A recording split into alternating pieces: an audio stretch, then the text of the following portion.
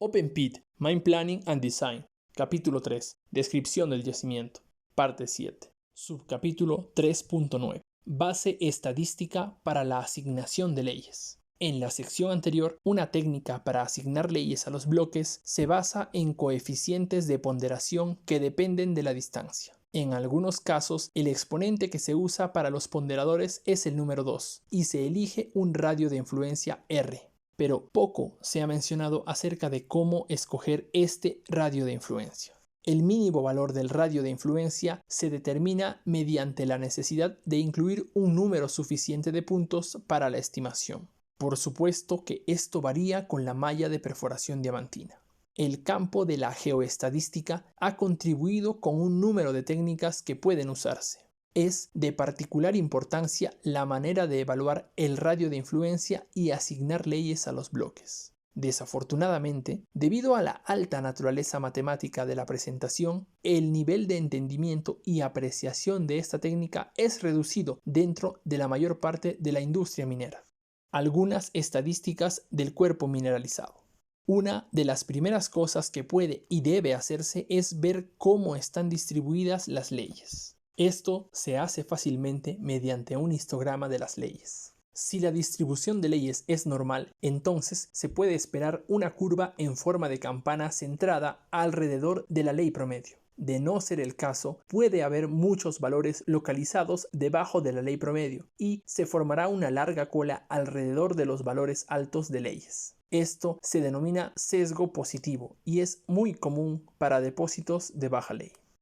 Rango de influencia de muestras. Cuando se usa la técnica de ponderación por el inverso de la distancia, el rango de influencia de una muestra es, en teoría, infinita. En la práctica, se asignan algunos rangos finitos. Las preguntas surgen para saber si existe una manera más cuantitativa de determinar el rango de influencia efectivo de una muestra. El enfoque geoestadístico descrito en esta sección proporciona una manera.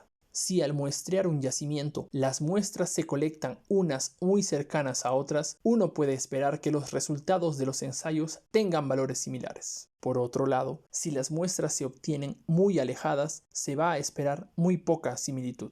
Entre estos dos extremos, uno podría esperar alguna relación entre la diferencia de leyes y la distancia de separación.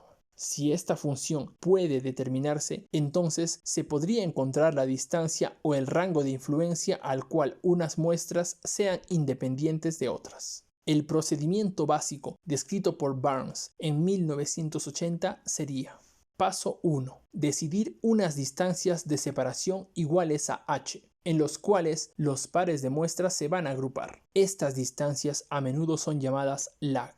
Pese a que cada lag está pensado como una distancia específica, en la práctica, la distancia h usualmente representa el promedio de un intervalo de clase de distancias. En otras palabras, una distancia de lag de 15 metros podría representar a todos los pares de muestras que se ubican entre 11.5 a 19.5 metros. Esta práctica es necesaria debido al espaciamiento desigual para la mayoría de muestras, especialmente cuando se calculan los variogramas direccionados, que no son paralelos ni perpendiculares al patrón de muestreo rectangular. Paso 2. Identificar los pares que caen dentro de un grupo particular. Se pueden formar varios pares. Se tiene n-1 pares de distancia h, n-2 pares con una distancia de separación 2h y también se tienen n-3 pares separados 3h, etc.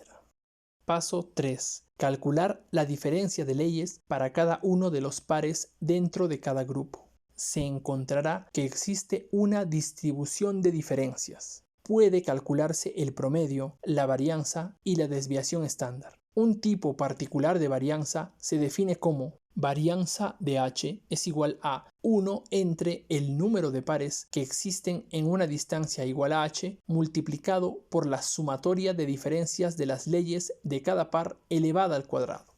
Por conveniencia matemática, dividimos entre 2 a la varianza y obtenemos gamma, que es igual a un medio de la ecuación anterior, lo que se denomina como varianza geoestadística o semivarianza. Paso 4. Una vez que se han obtenido los valores de la semivarianza para cada uno de los diferentes grupos llamados celdas, el siguiente paso es plotear los resultados en un gráfico.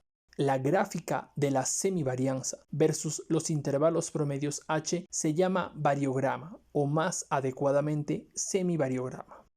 Paso 5. El paso final es expresar la relación entre el variograma y los intervalos de distancia en algún tipo de forma usable. El valor de h, más allá del cual se produce un cambio pequeño o ningún cambio en el variograma, es conocido como el rango de influencia denominado por la letra A.